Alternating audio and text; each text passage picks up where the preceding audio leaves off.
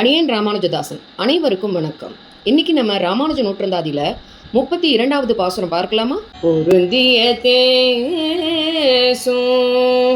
பொறையும் திரளும் புகழும் நல்ல திருந்திய ஞானமோ செல்வமோ சேரும் செருக்கலியாள் வருந்திய ஞாலத்தை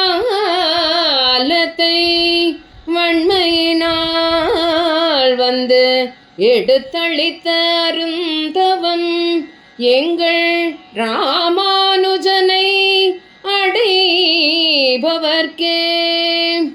கொடிய கலியின் கொடுமையால் வாடும் மக்களை கரையேற்ற வந்தவன் ராமானுஜன். அவனது அருளால் வலிய வந்து நம்மை கைதூக்கிவிட்டு நம்மை காப்பாற்றிய எங்கள் ராமானுஜனை தஞ்சமடைபவர்களுக்கு பொருத்தமான மதிப்பும் பொறுமையும் ஆற்றலும் புகழும் நல்ல திருந்திய ஞானமும் செல்வமும் தானே வந்து சேரும். பெரிய நம்பியும் அவரது மனைவியும் திருவரங்கம் சென்றதிலிருந்து ராமானுஜர் மிகவும் மனம் நொந்து போனார். தன் மனைவியிடம் மிகவும் வெறுப்புற்றார். இனி ராமானுஜர் தன் மனைவியை என்ன செய்தார் என்பதை இந்த பகுதியில் பார்ப்போம். ராமானுஜரின் வீட்டிற்கு ஒரு பிராமணர் ஒரு கடிதமும் சீர்பொருள்களும், அதாவது வெற்றிலை பாக்கு, பழம், பூ, துணிமணிகள், இனிப்பு இவை எல்லாம் சேர்ந்ததுதான் சீர், அதனை கொண்டு வந்தார். அவற்றை தஞ்சமாம்பாள் வாங்கி கொண்டு யார் கொடுத்தனுப்பியது என்று கேட்டாள். அவளின் தந்தை கொடுத்தனுப்பியதாக அந்த பிராமணர் சொல்லவும் தஞ்சமாம்பாள் அக்கடிதத்தை பிரித்து படித்துவிட்டு மிகவும் சந்தோஷப்பட்டு அந்த கடிதத்தை கொண்டு வந்த பிராமணருக்கு விருந்து உபச்சாரம் செய்து அனுப்பி வைத்தாள். சற்று நேரத்தில் ராமானுஜர் இல்லம் திரும்பி வந்தவர் வீட்டில் ஏதோ சுப நிகழ்ச்சி நடந்தது போல் தன் மனைவி வெகு சந்தோஷமாக இருப்பதை பார்த்து என்ன விஷயம் என்றார். உடனே அவரது மனைவி தன் தந்தையிடமிருந்து வந்த சீர் மற்றும் தன் தம்பிக்கு திருமணம் நிச்சயிக்கப்பட்ட செய்து கொண்டு வந்த கடித விஷயம் இவற்றை சொல்லி நம் இருவரையும் தகப்பனார் வரச் சொல்லி இருக்கிறார் என்றாள்.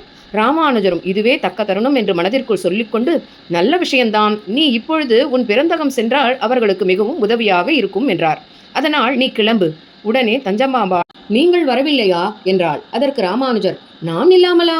கண்டிப்பாக பிறகு வருகிறேன், நீ முன்பு செல், நான் திருமணம் சேர வருகிறேன் என்று சொல்லி ஒரு வண்டியை ஏற்பாடு செய்து தன் மனைவியையும் மற்றும் தேவையான பொருள்களையும் ஏற்றி அனுப்பிவிட்டு அவள் செல்லும் வண்டி மறையும் வரை பொறுமையுடன் காத்திருந்து பின் வரதன் சன்னதிக்கு ஓடி வந்தார். வரதா, எனக்கு சந்நியாச ஆசிரமம் அருள வேண்டும் என்று பெரும் ஒளியாக எழுப்பி சொல்லவும் சுற்றியிருந்த அனைவரும் அதிசயத்துடன் பார்த்தனர்.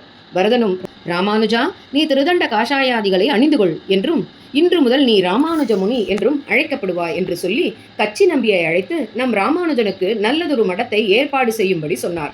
அப்போதே ராமானுஜர் வெள்ளை ஆடையை நீக்கி காவி ஆடை மற்றும் திருதண்டத்தை ஏந்தி திருக்கச்சி நம்பி ஏற்பாடு செய்த மடத்தில் தங்கினார்.